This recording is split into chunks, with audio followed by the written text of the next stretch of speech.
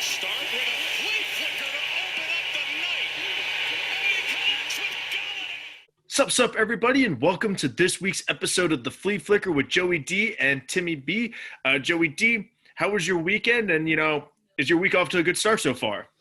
Oh, yeah. I mean, great weekend. Eagles finally got that win. My fantasy teams are looking good. So, just showed up Monday morning, just chipper, bright and early, ready to go and ready to seize the day. Love that. Same for me. A good weekend of football, hanging out with some friends, and, week's off to a good start. We did pretty well this week, and so did our guest, Josh. So, Josh, thank you again for coming on the show. If you would like to be like Josh and be a guest picker for our Saturday show, you got to like the video, subscribe to the channel, and comment your pick. You might as well just comment on this video your pick for tomorrow night's game between the Tampa Bay Buccaneers and the Chicago Bears. Tom Brady versus Nick Foles. We'll be talking about that at the end. But go ahead, comment your pick sometime throughout this video and like this video because why not? It's fun to do. But anyways, Joe, let's just hop in. The first game we're going to talk about is the Saints and the Lions. The Saints win 35-29. The Lions, once again, go up 14-0 and then just blow the lead. They're like the Falcons of the first half. They'll go up 14-0, and by halftime they're losing. But give me your thoughts from the game and, anything that you saw from it. Yeah, I mean, kind of recurring theme for the Lions the last few years, just not being able to run the ball consistently. I mean, once you get up 14-0, what you want to do is just milk the clock, just, grind out those rushing yards and just take the ball out of Drew Brees' hands. And unfortunately, the Lions weren't able to do that, even with the trifecta of Adrian Peterson, Kerryon Johnson, and DeAndre Swift. So, it's unfortunate. You ask Matthew Stafford to do a lot, when that happens. And unfortunately, going up against a really good team like the Saints, it's just not going to be successful. So, might have been a little too generous with my average prediction for the Lions, but that's football, right? What are you going to do? Yeah, absolutely. And you nailed it. The Saints were running the ball very well. Tre'Quan Smith showed up. Drew Brees was hitting him pretty well for a couple of touchdowns very quickly in the second quarter in the first half. But the good news is we do get the Lions versus the Falcons this year. So the Lions will go up 14-0. The Falcons will come back, be up by 14 or 15 in the fourth quarter, and maybe the Lions will come back then to win. But we all picked the Saints. We're all off to a good start. Next up, the second game that we discussed on Saturday actually got moved from 1 o'clock to 4 o'clock because of the news of Cam Newton testing positive. The Chiefs-Patriots game got postponed from Sunday afternoon to Monday night. I'm glad they were able to play that game. But because of that, they moved the Colts at the Bears to 4 o'clock. But I wrote it as number 2. That's what we talked about, number 2 on Saturday. So we're going to talk about number 2 here. Colts win 19-11. This was, kind of a boring game. Rodrigo Blankenship had 4 field goals and 1 touchdown early from the Colts. Likewise, the Bears had a field goal early on and then didn't do anything to the fourth quarter. But Joe, you picked the Colts. Josh and I picked the Bears, so first loss off the week, coming off to a hot start. So you picked the Colts. Oh, you picked the Colts. I'll let you talk about the game. Yeah, I mean, it's kind of a very similar theme that we've seen from Nick Foles throughout his career. He comes in off the bench, and, just kind of lights the world on fire. We've seen him do that countless times throughout his career, and he did it again last week, which, prompted the Bears to, I think kind of jump the gun on the Mitch Trubisky experiment a little bit and pull him for Foles. Yeah. And, I mean, we saw why Foles was chosen not to be the starter in Philadelphia long term. I mean, once again, and I mean, give him a little credit. I mean, it was his only week practicing as the starter. This has been a crazy offseason, a crazy year, and it's his first year with the Bears. So, I mean, I get it, but at the same time, it's just very similar to what we've seen from Nick Foles throughout his career, just not be able to really show up when he is the starter for each and every week, and there are a lot more expectations on him. I mean, credit the Colts defense. They did a good job containing Allen Robinson, containing Jimmy Graham. David Montgomery had a couple big plays. But, I mean, the Colts were just able to do enough and, not really ask Phillip Rivers to do too much to beat them. Mo Alley Cox, once again, getting in the end zone. That's my guy. Been saying it since he had that nasty one-handed snag against the Raiders, I think 2 years ago. So we'll see what happens, as the year goes on, but it'll be interesting to see what the Colts do when they have to face a little bit more of a high-powered offense and they're expected to put up more points. Yeah, and it was definitely just a game of the Colts doing just enough to get into field goal range. Like a lot of their field goal drives were 35 yards, 40 yards. So it was just get a first down or two, and you put us in field goal range. So Phillip Rivers did just enough. Stat-wise, both teams did awful. I think the Bears ran 20 times for 45 yards. Likewise, the Colts only ran for 20, 25 times and might have got to 100. I don't know the exact number. But my big thing is with Nick Foles is – their touchdown came in the fourth quarter. They got the ball with about 3.5 minutes left, and they scored in about 2 minutes. So if they do some sort of hurry up, they went 90 yards. So I'm curious to see this upcoming week on Thursday night if they do a little bit more up tempo, kind of go no huddle from the start. Because it seemed like Nick Foles came back in the fourth quarter going no huddle, hurry up. Then their one touchdown on Sunday, no huddle, hurry up. So I'm curious to see if they kind of implement that throughout the whole game on Thursday night. But that is where he's at his best. Right. He's all about that quick tempo and just kind of read and react, get the ball out of his hands quick. He's in his book that he writes, he compares himself to kind of playing the quarterback position like a point guard, just kind of like reading the defense and, just passing it to, whoever's open right off the bat based off the defense and, his instincts. So that's kind of the way he plays quarterback. If they go to a hurry up a little bit more often, maybe they have some more success. But I also feel like that's what a lot of teams would expect them to do. Yeah, and I think especially too with Nick Foles starting that we kind of realize like, okay, maybe it's not just Mitch Trubisky is the issue. I mean, like I said, running the ball, they had like 20 rushes for 45 yards. Defense is their job. If you hold somebody to 19 points, I would trust that with a guy like Allen Robinson and David Montgomery. So the Bears still need a little bit of work, but their defense is still good enough to keep them in games. And if their offense can string together just one more scoring drive, then we're talking potentially overtime or even a victory for the Bears. But you picked the Colts. You're now 3-0. I went with the Bears 2-1. Josh is now 1-1 with the Bears. Moving on to a very exciting game, especially in the second half. The Tampa Bay Buccaneers were down 24-7 with about a minute to go in the first quarter. Chargers fumble deep in their territory. Bucs scored a touchdown, then got the ball back, scored again. Now we got a ball game. Bucs come back to win 38-31 over the Chargers. Joe, what did you see from Justin Herbert and Tom Brady in this game? Yeah, the one thing I saw from Justin Herbert were that he was going deep and he was hitting it on target, and it was to a lot of no-name guys that I personally have never heard of. I'm sure you haven't either. It's just guys deep on the bench, probably guys that he was practicing with as the number 2 quarterback. So maybe he does have a little bit more chemistry with those guys. But for me, whenever I talk about an elite quarterback, it's someone that elevates the guys around them, and it doesn't matter who's around them. He's going to make them good because of how good they are. That's what Aaron Rodgers, Tom Brady have been able to do over the course of their career. So it definitely should be exciting as a Chargers fan to see Justin Herbert doing that. Not necessarily to Keenan Allen and Mike Williams. Again, I can't remember these guys' names. So to me, that's very exciting for the Chargers. That Austin Eckler injury is really unfortunate. That definitely changes what their offense will look like. But then on the other side of the ball, I would have expected the Buccaneers defense to be, a little bit better in this game and not allow that many deep touchdowns and that many points to a rookie quarterback. But Tom Brady doing the Tom Brady thing, 5 touchdowns to 5 different players, just spreading the ball around, really developing that chemistry with the whole team, and really starting to get better and better as the weeks have gone on.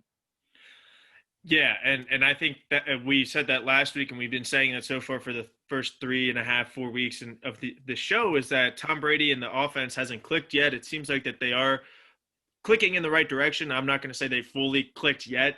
We'll see against another tough defense with the Bears. And with Justin Herbert, I think defensively the Buccaneers are like, hey, like, if this guy's going to beat us deep, let him beat us deep. Like, we're just going to kind of put some pressure on him, kind of have some guys in the box. And, if for some reason they go over the top and beat us, and then so be it. And Herbert did exactly that. So I'm excited to see now, after seeing this, with defenses making that adjustment, then Herbert making those adjustments. Certainly the Eckler injury is huge, but the Chargers do have a favorable schedule. I believe they have the Jets coming up in the next couple of weeks, so good for them. Yeah. But we all picked the Bucs. So Joe, you're still undefeated. We're going to talk about the Bucs some more later on with Thursday Night Football in our picks. So we'll just move on, staying in Florida again, going down to Miami, where Russ was cooking a little bit. The Seahawks definitely struggled some, but they still managed to win 31-23. Defense got a couple of stops and a couple of turnovers, and to give Russell a short field, he did enough. It wasn't like the first couple of weeks where he was just throwing 450 yards and 4 touchdowns. And likewise, the Dolphins, their defense kept them in the game for a little bit. Their offense did just enough against the Seahawks defense. But unfortunately, they came up a little bit short. So, Joe, give me your thoughts from Seahawks Dolphins. Yeah, I really expected this to be a blowout when we were talking about it in the preview. I believe that both Xavier Howard and Byron Jones didn't play this game. So, undermanned in the secondary and, a very young and not really there yet Dolphins team against one of the best teams in the NFL. I think everyone would have expected this to be a blowout. So I was really impressed with what I saw in the first half. Yeah. I think it was like a 9-7 game at halftime, if I remember correctly, or something like that.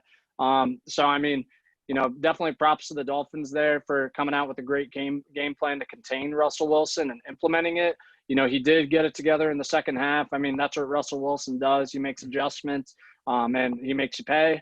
Ryan Fitzpatrick did not have a great game. He was definitely turning the ball over a couple times and missing a few throws. If they had a little bit better quarterback play, this might have gone a different direction, which I think would have stunned everyone. So I wouldn't be shocked if Tua time is coming. Probably not this week, but I think at some point in the season, probably when the Dolphins' playoff hopes are pretty much out of there, it'll be Tua time soon enough.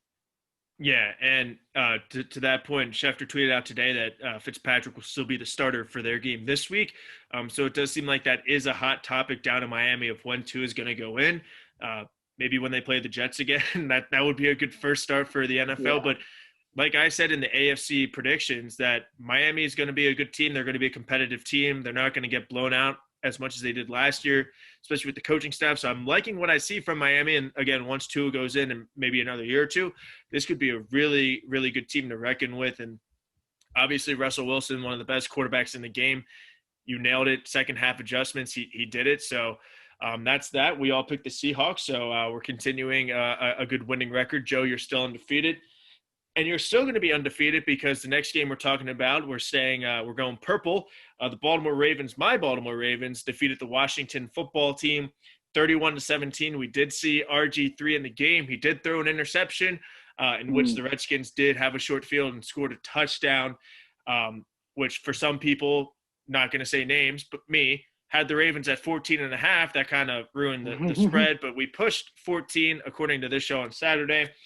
But Joe, I'll just let you kick off before I go on for a minute or two about the Ravens. What did you see from this game? What did you like? What didn't you like?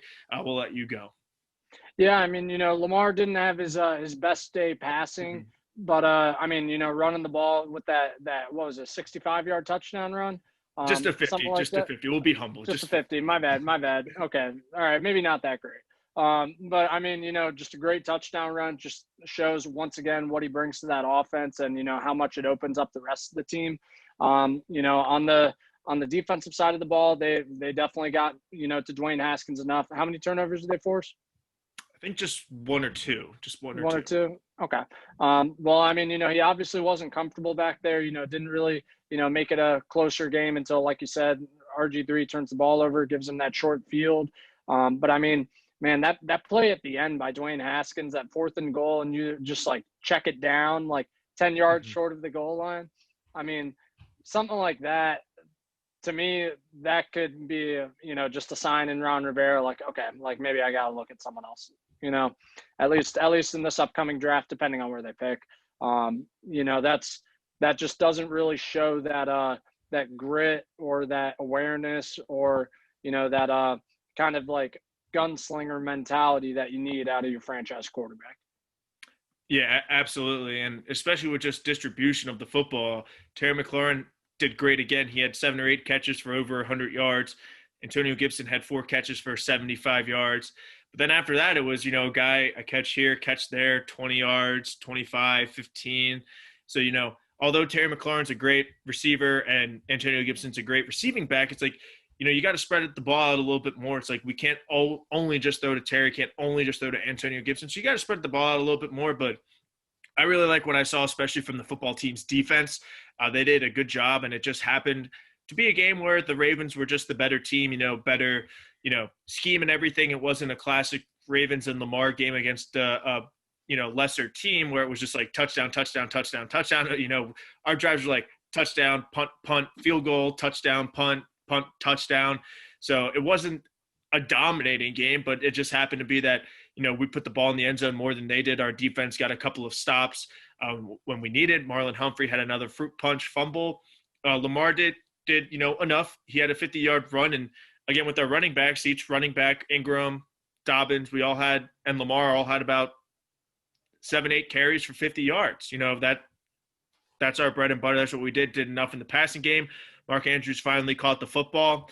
So that's good. And we're moving on. We got Cincinnati next week and Joe Burrow. So I'm excited, but also very excited about the football team who's still could win the division. The division's still in play. So we'll see if we do see Kyle Allen or if Ron Rivera says, hey, you know what? A couple of bad beats. We're going to stick with Haskins. He's our guy, first-round draft pick. If they continue with Haskins and if he develops a little bit more, that's going to be a good team in the NFC East in the next couple of years.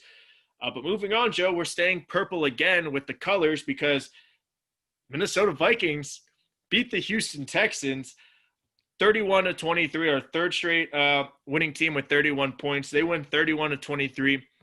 Joe, you and Josh picked the Texans. I picked the Vikings, so you're now 6-1. I'm 6-1 along with you, and Josh is now 4-2. Texans were right there on the goal line, had a fourth down. Vikings D got a goal line stop. Will Fuller was out of bounds. The ball hit the ground for an incomplete pass. But like I said, Vikings bread and butter is running the football. Dalvin Cook, he had a couple of touchdowns. They did the ball well. And Texans now need a coach. Bill O'Brien got fired. Who would have thought after the Jets' performance that Adam Gase still has a job and Bill O'Brien does not. But, Joe, talk to me about the Vikings-Texans and your thoughts on the Bill O'Brien firing. Yeah, I mean, just on the game itself, like you said, Dalvin Cook running the ball really well. That makes Kirk Cousins' job so much easier. He was able to make some plays off of play action. Justin Jefferson, once again, a really good game. Really starting to come into his own a little bit. We'll see if, how consistent that can be. But, I mean, right now, definitely looking like a good compliment to Adam Thielen. On the other side of the ball, I mean, Texans, just a mess. I mean, Deshaun Watson, he's just out there running for his life.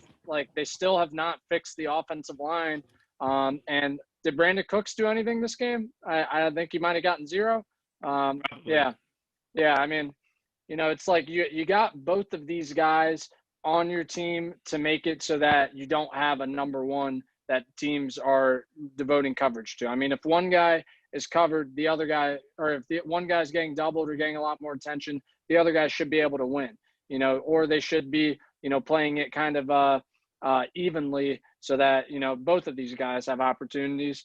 But I mean, it's just 1 week, one of them will do okay and the other one won't do anything. And the next week it'll be the other. So, I mean, that's not a winning formula. You can't run the ball. You can't protect your quarterback. Your defense can only do so much and hold up for so much of the game. I mean, in terms of the firing, I don't know how you give Bill O'Brien this much power, this much authority as the head coach and general manager. You allow him to get rid of Jadeveon Clowney, DeAndre Hopkins, all of your first and second round draft picks for the next few years. And then four games into an abbreviated offseason with, a whole lot of uncertainty with COVID, you're 0-4. And I get it. This is not what we want to see out of, the guy who's supposed to have so much control. And I don't like Bill O'Brien, but I mean, that does seem a little bit preemptive. I wouldn't expect something like that from the Texans organization. I would expect that from the Jets. So that's why I was surprised that this is the way it went. I mean, it's just it's only 4 games into the season. It's not like the rest of your division is exactly lighting the world on fire. I would have probably given him, a little bit more time if it were me, rather than, 4 games in. I mean, you can't give this guy all this control, let him do all these crazy things the last 2 years. And then again, 4 games into a COVID season, you fire him. it doesn't make sense. I mean, I get it. And again, I don't like Bill O'Brien. I don't like the decisions he's made as a GM or a coach. But I do think this is premature. Yeah, and the Texans had a very tough schedule. They played the Chiefs, Ravens, so 0-2. But then the Steelers, they lost, but there was a very winnable game. They were in it until the end. So had they won that and had they won this one, they were right on the goal line, or at least gone into overtime, and they could have been 2-2. And it's like, all right, you know what? We just played the Chiefs and Ravens. Time to get the ball rolling. Now we're 2-2. But I'm with you on the firing, and just good luck to whoever the Texans general manager is. They have the highest payroll in the NFL right now this season, and they don't have a first or second round pick next season because of what Bill O'Brien did. So best of luck to you, but also Texans, my DMs are open. If you do need a GM, I will gladly take a $10 million salary to go 4-12 next year. So definitely hit me up. But that's the any guesses on where Bill O'Brien goes? Ooh. Do you think it would be a head coach, or do you think it would be like more of like an offensive coordinator, quarterback coach type of deal? See, I just don't think that he would take that role. I mean, he was head coach. He was, he was a coordinator back in New England, but then became head coach at Penn State, and then was head coach and GM in Houston. So I don't see him giving up that much control after having so much control. I could see him going back to the college ranks. He could definitely go college, or maybe he swaps places with somebody like Rex Ryan. I mean, Dan Orlovsky is an analyst, and he didn't have a great career, so why not Bill O'Brien? But we'll see. I don't think he's really got the personality for that. Yeah, no, but I'll go with you on college. I think if anything, maybe a team picks him up as an offensive coordinator, like I guess not coordinator, but like an assistant. But let's go with college. And enough about Bill O'Brien and the 0-4 Texans. Now we're going to the Jacksonville Jaguars and Cincinnati Bengals. Joe Burrow gets his first NFL career win after tying. So 2 losses, tie, win. That's what we call progression in the league, baby. Bengals won 33-25. We all picked the Bengals, so we're all riding pretty hot right now. Joe, what did you see from Joe Burrow in his first win? I mean, he's really getting that T. Higgins connection going, which I think is just going to be huge for that team moving forward in the future. I mean, your first round, it reminds me of when they drafted AJ Green and then Andy Dalton a few years back. Now they kind of went the opposite route, Joe Burrow and then T. Higgins, which probably makes more sense. Yeah. You definitely would rather have a franchise quarterback than a franchise wide receiver, but that's just me. So, I think that, that connection is definitely going to continue to grow. I mean, Tyler Boyd, he had 7 catches, I think 90 yards, just continuing to produce out of the slot and make plays on third down. And Joe Mixon finally broke out, had a great game. Finally. I mean, 3 touchdowns, over 100 yards rushing, that one receiving touchdown. I mean, he's a do-it-all back. This is why they drafted him. He's definitely got that potential week in and week out. It's just I don't know how much of it is due to the fact that they're going up against a weak Jaguars front 7, because I mean their offensive line is just bad. So I mean when they can get some push and create some holes for Joe Mixon and just do their jobs, he can take it the distance. But I don't know how well they're going to do week in and week out against some tough front 7s. Yeah, absolutely. And they have the Ravens up on Sunday. That should be a good matchup. We'll talk about it on Saturday, but from the Ravens perspective, if we don't get pressure on Joe Burrow with that offensive line and, we get a couple of sacks or, forced fumble, or we're just always creating pressure, Ravens could definitely make a deadline move, but we'll talk about that on Saturday. But I'm with you. Thank God Joe Mixon finally woke up.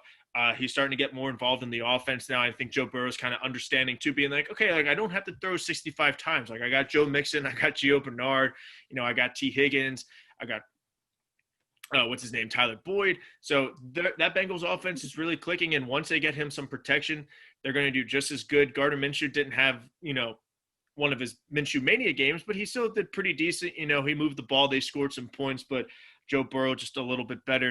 And you mentioned T. Higgins being a rookie receiver. We actually just talked about the Vikings, but I'll just bring it up again. Justin Jefferson had another great game, Joe, and we'll talk about CeeDee Lamb right now because the Cleveland Browns ran for 307 yards as they beat the Cowboys 49-38. We all picked the Cowboys. Josh and I actually said Cowboys would blow them out. Turns out the Browns blew them out, but the Cowboys still came back. So I don't know what my big question from this game is, Joe, but I mean, you're the Cowboys expert, so why don't you talk to us about the Browns beating the Cowboys 49-38? Yeah, I mean, there really is no question about this. They have one of the best offenses in the league, but possibly the worst defense in the league. I mean, Mike Nolan hasn't been a defensive coordinator for 3 or 4 years, and there's a reason. His last couple of years as a D coordinator, he ranked very low, at the bottom of the pack. From what I understand, last year with their defensive scheme with Rod Marinelli, they went very simple.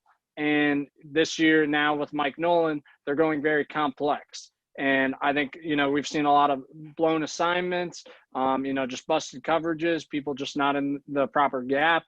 It's a very, very difficult defense to execute with, really good personnel. And they don't have very good personnel back there between, the free agency losses and, their injuries that they've sustained. I mean, Browns came out to play even with the Nick Chubb injury. My whole thing with this matchup was if the Browns were able to run the ball successfully throughout the game, they would have a chance. And yeah, I mean, they ran for over 300 yards. Odell Beckham finally broke out, and really just dominated Dallas once again. Tim, you said on the podcast that Odell is not elite. He showed up. And, he finally showed up. I think he heard you. Tim. He's, out there celebrating after that touchdown, like Tim Burkmeyer, who? You don't know me? I love it.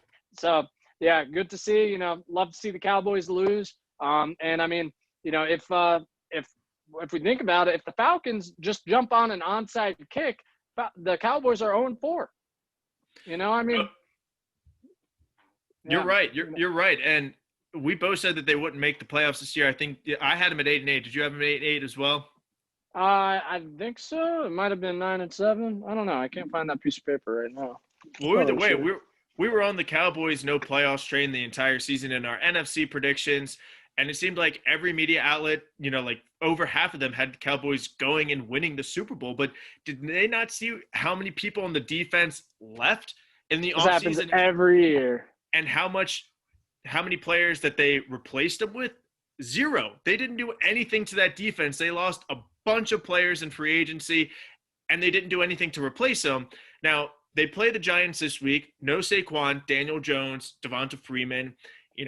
We'll see how bad this Cowboys defense is. If that Giants offense moves the ball pretty well against them, puts up some points, yikes. And their offense is very good, and they'll win shootouts like this game. If they weren't down by 30, maybe they do come out and win this game.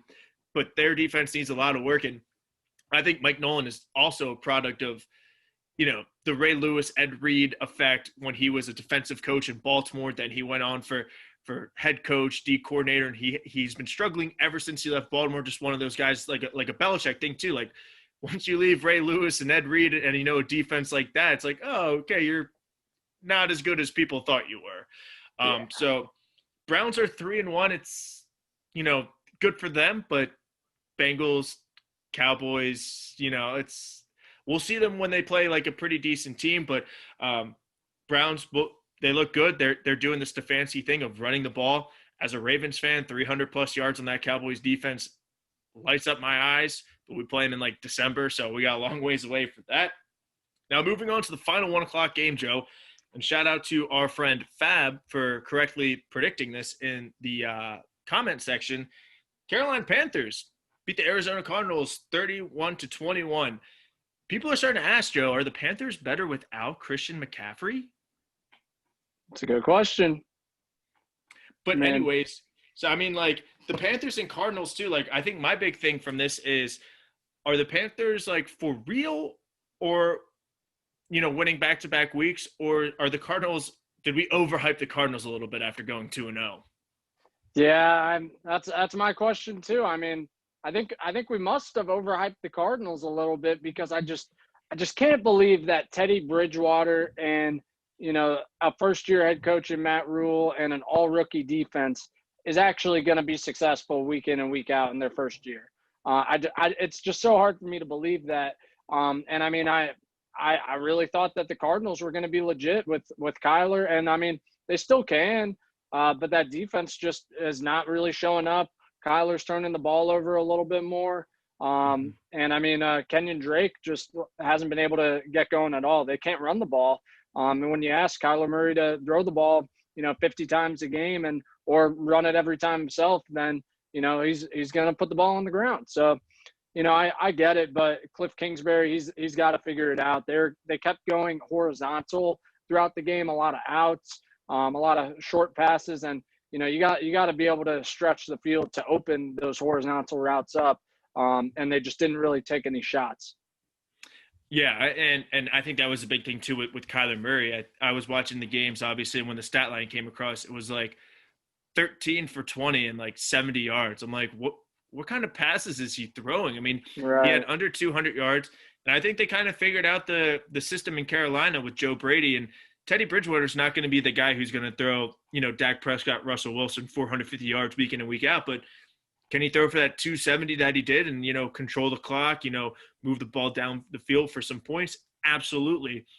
And shout out to this Panthers defense, man. You said all rookie, all the draft picks were on defense. They're showing up. They contained Kyler Murray very well. Like you were saying, they were going very horizontal. They knocked Kenyon Drake out of the game. He's fine, but, he got the wind knocked out of him. But the Panthers look pretty good right now. Now, we'll see how they do, especially when Christian McCaffrey gets back, to see how that offense changes. But, this could be a blessing for the Panthers, being like, hey, we're still winning games without Christian McCaffrey. We're still getting Robbie Anderson 100 yards. DJ Moore needs to step it up a little bit. Maybe an OBJ curse. DJ Moore step up. 4 catches for 40 yards ain't going to cut it for a number one wide receiver. So very exciting things down in Charlotte and with the Panthers and Matt Rule and Teddy Bridgewater. Cardinals need a lot of work. Now, I believe they play the Jets this weekend. Now, could be Joe Flacco, so that'll change. We'll talk about that on Saturday. So, luckily, they do have the Jets to kind of bounce back and dominate again, hopefully. That was it for the 1 o'clock games. Now moving on to the 4 o'clock games and a couple of the night games, the Monday games that got switched around. I think the award for boring game of the day goes to the Los Angeles Rams beating the New York Giants 17-9. At least boring on the field. The off the field and post game stuff, not boring, very entertaining, but on the field, very boring. Joe, Rams win 17-9. They needed a touchdown and at the end of the fourth quarter to go up 17-9. And the Giants had some opportunities. They had a couple of red zone turnovers and going for it on fourth down. So the Giants could have easily won this game. But other than that, Joe, pretty boring. The stat line's pretty boring. Both teams really couldn't run the ball. Both quarterbacks were right around the same place on the stat line. But give me your thoughts from the Giants and the Rams. Yeah, I mean, like you said, just neither team is really able to get going offensively. Credit to the Giants defense, coming out here absolutely. And being able to, really, really slow down and contain, a high-powered Rams offense that has been, pretty hot the last few weeks. So, I mean, outside of that one long Cooper Kupp touchdown at the end of the game to ice it, that offense really didn't do much. If I'm a Rams fan, I'm really concerned because the Rams are 3-1. All 3 wins have come against the terrible NFC East. The Cowboys, now the Giants, and the Eagles. And who did they lose to, Tim? Do you know off the top of your head? They lost to the Bills last week in they that lost to the Bills, shootout. that's right. Yes. So, I mean, 3 bad teams and 1 good team, and you beat the bad teams, you lost to the good team. I would really be wondering how good the Rams really are as a Rams fan. But, I mean, I would love to know the details of this off-the-field stuff with Jalen Ramsey and Golden Tate. Apparently it was something from a year before, something about like some type of family issues or something way off the field. So Jalen Ramsey is the father of two girls with Golden Tate's sister. And so Jalen Ramsey broke up with her, dumped her, and then a month later, a couple weeks later, I guess, posted a picture with his new girl, and Golden Tate was like, "You don't disrespect my sister like that." So that's the whole story with Jalen Ramsey and Golden Tate, which I didn't know until yesterday. But yeah, and I think to your point, Joe, about how good the Rams are, they're winning the games that they're supposed to win. There's always those couple of seasons where that team was like, oh man, if only we had just beaten the Eagles, or if we just beaten this like bad team that we just laid an egg, that's why we're not in the playoffs. And even last year they were 8-8, and they're like, well, if we didn't lose this game or that game, so at least they're beating the teams they're supposed to beat. But you nailed it too. Shout out to this Giants defense. They stepped up big time. They look good. Now they got the Cowboys, and we'll talk about them on Saturday. But maybe if the Giants can put it together, their defense can contain that offense. That Cowboys defense is just as bad. But the Rams are 3-1. Giants are not. But recapping on the picks, we're both 8-3, Joe, and Josh is 6-4. Luckily, the tide turns for a lot of us, or at least for Josh, to get some wins. Next up, we have the Buffalo Bills at the Las Vegas Raiders. The Bills won 30-23. Josh Allen did get hurt a little bit.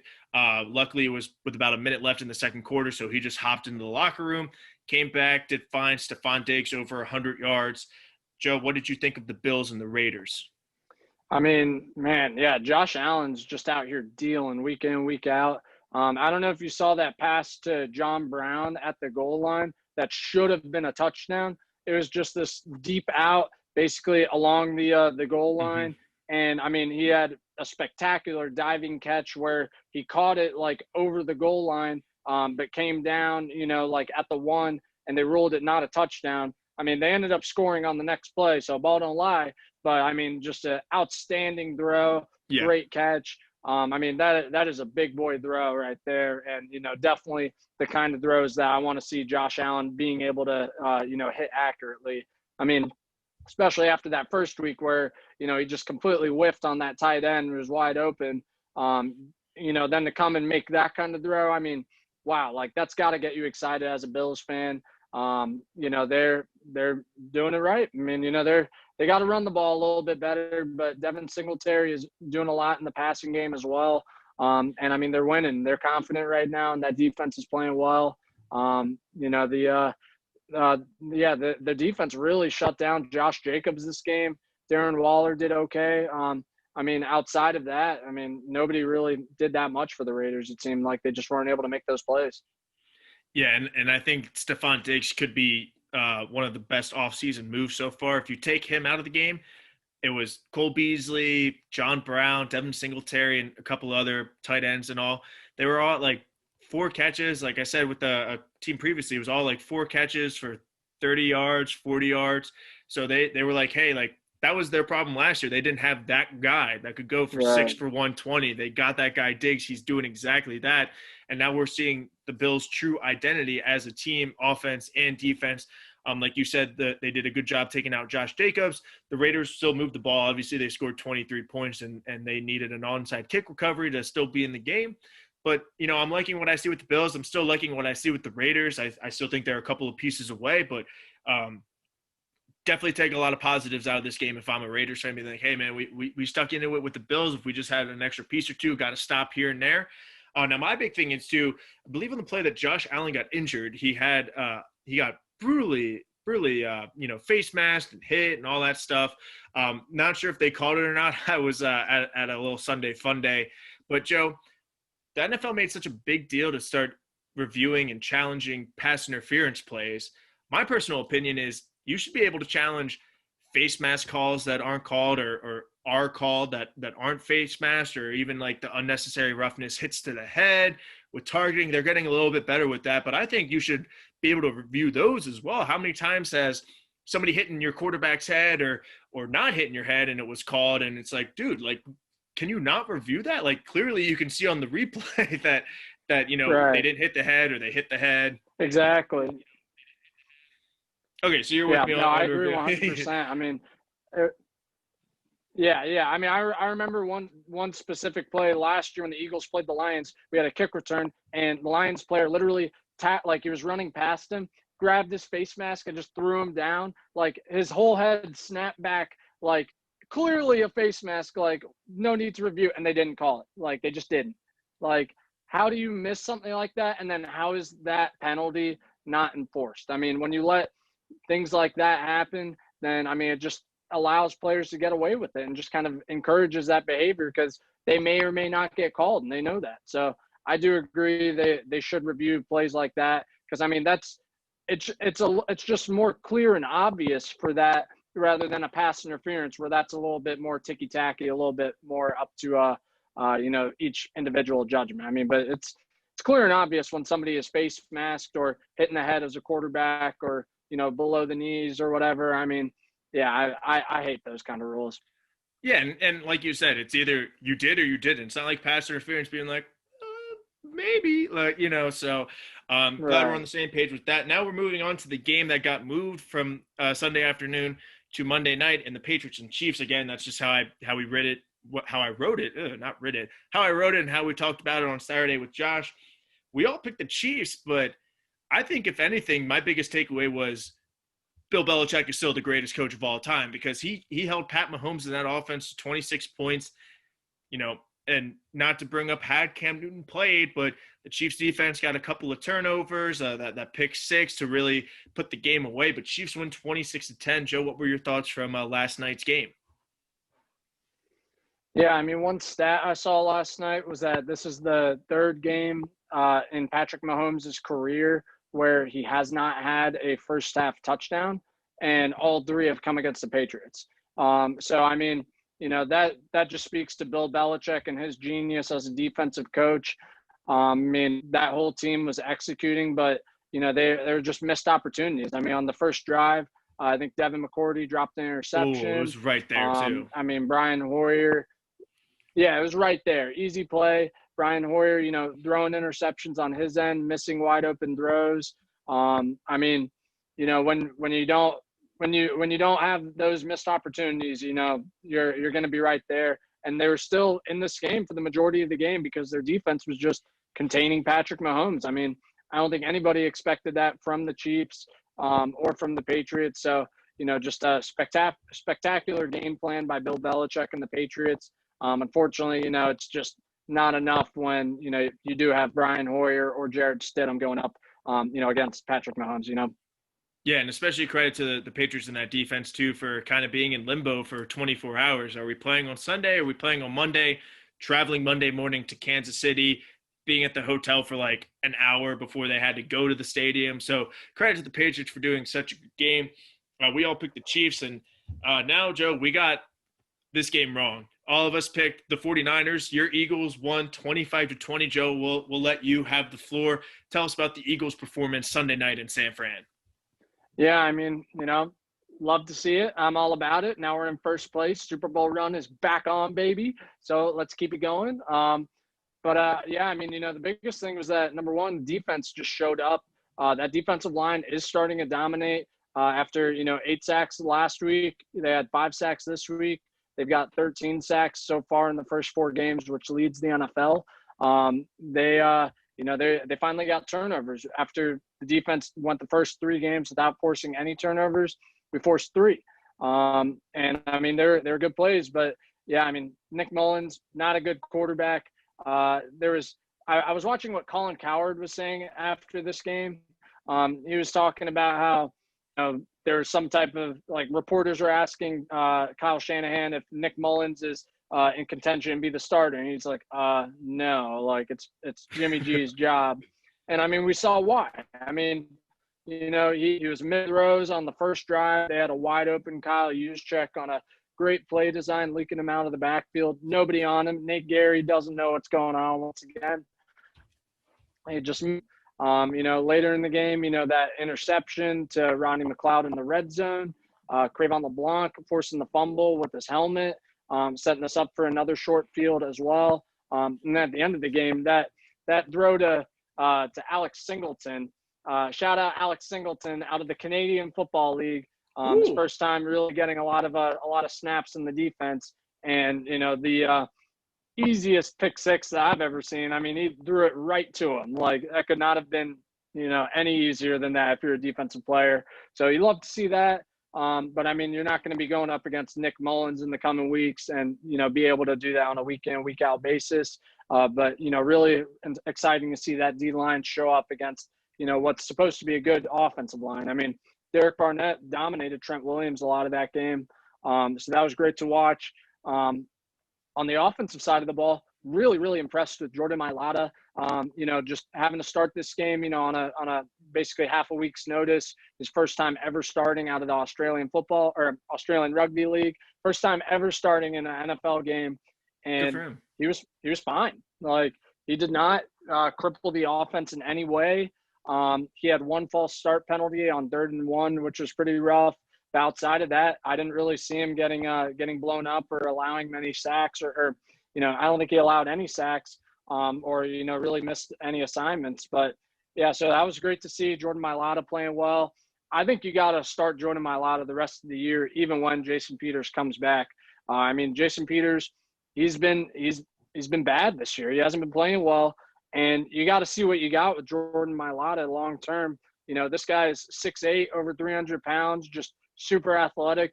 He could be the next Jason Peters, but we got to see what he's got, on a week in, week out basis as a starter. And then the other story, Carson Wentz, finally having himself a good game. To a degree. That interception at the beginning was bad. It got tipped at the line of scrimmage, but he's kind of creating his own pressure. Like, he had a clean pocket, starts running around and creating his own pressure, and then gets a little frantic and just chucks it, and gets tipped and intercepted on a great play. So you hate to see that, but the rest of the game, he did fine. Missed a couple throws here and there, missed a couple reads. Went to one guy when someone else was more open.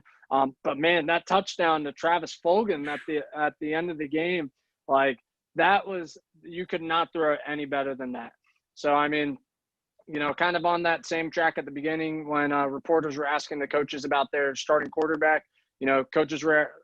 Reporters were asking Doug Peterson about Jalen Hurts and Carson Wentz, and Doug's like, no, this is Carson's team. Like, he's still the starter. And that throw right there is why Doug Peterson's going to ride with Carson every week. He can do that. Like, he can make those plays. And again, it says to Travis Fulgham, like, he said that he ran that play once in practice last week and they hit on it. So they're 2 for 2 now. So, you love to see that, the younger guys stepping up. That was a better play by Travis Fulgham, in one game than I've seen out of J.J. Arcega-Whiteside's whole career. Travis Fulgham, he's not a speed guy. He's like a possession guy, and that's what J.J. is supposed to be. He's never made a catch like that, and that was just outstanding. He didn't even know where the ball was when it was in the air, and just realized where it was and was able to react because it was such a perfect pass. You definitely love to see that, and hopefully it's a performance to build on for Carson Wentz and the Eagles, but it's going to be rough moving forward. We got a tough slate ahead of us. Yeah, absolutely. And I think the big thing from this game was when you have a backup quarterback, you cannot turn the ball over, especially when you have, pretty decent running game with, McKinnon, Jeff Wilson, George Kittle. Thank God he got in that game, or else they would have been screwed.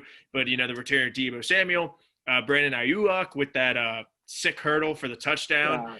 Just another rookie wide receiver to make a great play. I love to see that.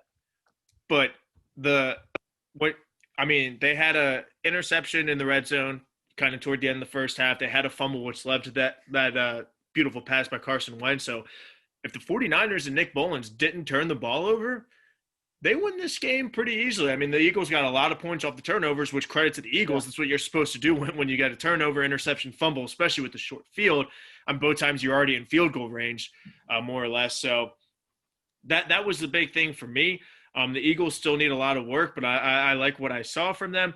49ers, when Jimmy G comes back, they'll be just fine, especially with Kittle now. Debo's kind of getting more involved now that he's getting closer to 100%. So I'm excited to see what the 49ers are. And you nailed it, Joe. The Eagles do have a tough slate, but a rivalry battle with the Steelers, in-state battle this upcoming week, then the Ravens next week for the Flea Flicker Bowl. So it's going to be tough, but if the Eagles can string together a winner, two, hopefully just one, against the Steelers, not the Ravens. But if they can, play well the next couple of weeks when that schedule lightens up a little bit more, it's kind of like, all right, now we're in a group of things like – we're 3-8, but we're still in the division title race. So right, and we'll start to get healthy. Right. We'll see. Philadelphia can never seem to get healthy, but we're supposed to have Alshon back, Deshaun back, Jalen Reagor, Dallas Goedert, Avonte Maddox. A couple key pieces that weren't there on Sunday night, and if those guys come back and can stay healthy, this is a team that has found its groove, later in the season and been able to have a hot December to, kind of close out the season. We could see that happen again, but, definitely, just got to keep seeing more. I mean, Carson Wentz still has the worst passer rating in the NFL right now. So he's got to be better. Yeah, Eagles can get as healthy as they want after week 6. After they play that game, they can get as healthy as whatever. But as long as the Ravens beat them, I don't care. Get healthy after that game. But that's it for the Eagles. We're 10-4. Joe, you and I. Josh is 8-5 going to Monday Night Football, the actual Monday Night Football game. The Falcons and the Packers. Aaron Rodgers, 4 touchdowns, 3 to Tanyan, the tight end, who's apparently like poor man's George Kittle, with them being good friends and, same hair and, same style of play. Falcons win this pretty easily, 30-16. Falcons did move the ball a little bit. Packers won this pretty easily. Packers win this pretty easily against the Falcons, 30-16. But the Falcons, they got the running game going. Todd Gurley had a touchdown, so they were moving the ball. But Packers dominated. And, the Falcons can get a lead and blow it, but they can't come back. Joe, what were your thoughts from watching this game after watching the Patriots and Chiefs last night? Yeah, I'll be totally honest. I actually didn't see a minute of this game. I went to bed early. I got to get my beauty sleep. That's how I look this good. You are beautiful. Yeah, that makes sense. Thank you, Tim. But so, yeah, and I just had a busy day at work today and wasn't even able to watch the highlights. So, kind of just saw the stat lines. One big thing that stood out to me, Calvin Ridley's 0 catches after, just a hot start to the season. Shout out Jair Alexander and that Packers defense being able to contain him. You nailed it. Like, the run game for the Falcons was okay, but just seems like, week in, week out, it's like, passing game is great, but run game is non-existent. Defense, shows up this week, but offense can't do anything. Like, it's one thing or the other. And I saw a great quote from Aaron Rodgers today. And he was just like, a lot of people have been kind of writing me off. I'm just like, in my down years, these are career years for other quarterbacks in the NFL. So, I love hearing that from Aaron Rodgers. He's still got that alpha dog mentality. He knows he's still got it, and can still produce. He doesn't care who's behind him. He's just trying to make everyone look like an idiot right now, and I love it. Yeah, and Calvin Ridley, 0 catches on 4 or 5 targets. On their first drive, they had him, and he kind of went inside to go up for the catch, and he either saw the safety coming, he was preparing for the hit, safety didn't hit him, and if he caught it, it would have been 75, 80-yard touchdown. Oh, wow. But he dropped it expecting the hit, didn't come. But that's really all I have. It was a typical Packers just dominate. Aaron Rodgers was moving the ball down the field, getting everybody involved, even though the one tight end had 3 touchdowns. But everybody was getting the football, especially without Davante Adams. This team's going to be scary once he's back 100%. They have a bye in week 5 this upcoming week, so just another extra week and a half for Davante Adams to get back to 100%. So Falcons are going to be scary. But that wraps up week 4, Joe. You and I both went 11-4. First 4 weeks of the season, 10-plus wins for both of us. We are a consistent playoff team. We'll see come December and January if we make the right picks to get us to the Super Bowl. Josh went 9-5.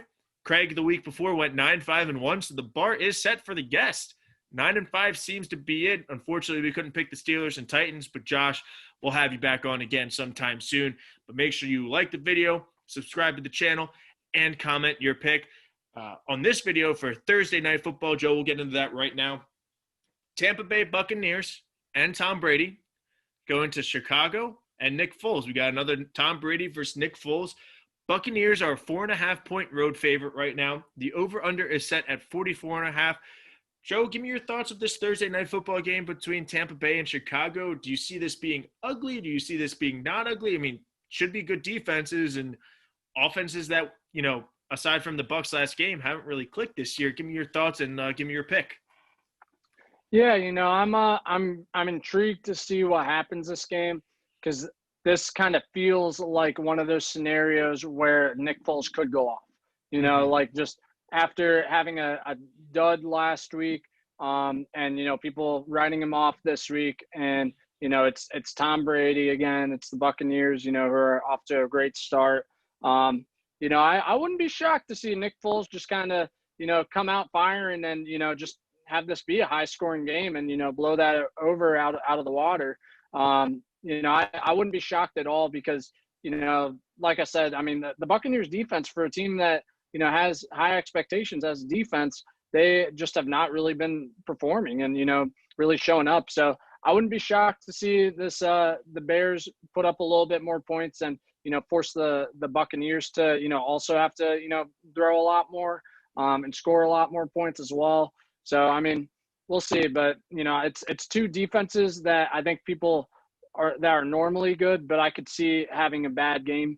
I could see it being kind of similar to the Super Bowl with Nick Foles and Tom Brady, where, Eagles defense is great all year, Patriots defense is great all year, but, it's just the offense is dominating all game and, really just going back and forth. So I would love to see that from Nick Foles again and see him be able to beat Tom Brady, but I wouldn't count on it. I'm going to pick the Buccaneers in this one. You're going with the Buccaneers. I think for me, I think you nailed it. Could be like that Super Bowl, and whoever gets that big turnover late in the game could pull victorious with the 2-score lead. If this game was on Sunday and we were picking this on Saturday, I would probably go with the Buccaneers. But I think this is, I believe in second chances, like many teams have with Nick Foles as their backup. I'm going to ride Nick Foles again this week and go with the Bears. But this is it. If it's another lackluster week, done. Not picking the Bears again unless they play like the Jets or the Lions or something. But I'm riding with Nick Foles, that Chicago defense, home team on a Thursday night. That's another big factor. So I'm riding with the Bears. So once again, Joe, come Saturday for our show, one of us will be 1-0. One of us will be 0-1, unless they tie. If they tie, then we're both 0-1. But I'm going with the Bears. I should have picked that tie. I knew I should have. Awesome. And we'll have a guest on Saturday. If you would like to be a guest in the future, like this video, subscribe to the channel, and comment your pick for tomorrow night's game. And then also like the video and comment your pick for Sunday on our Saturday episode. Joe, when does our Saturday episode come out? What day of the week does the Saturday episode come out? Comes out on Saturday. Yes, the Saturday episode comes out on Saturday. Even Joe got that right. He's beautiful. Brains need a little bit of work being an Eagles fan, but he still got it. Close. Come back on Saturday afternoon for our picks on Sunday. We'll have another guest.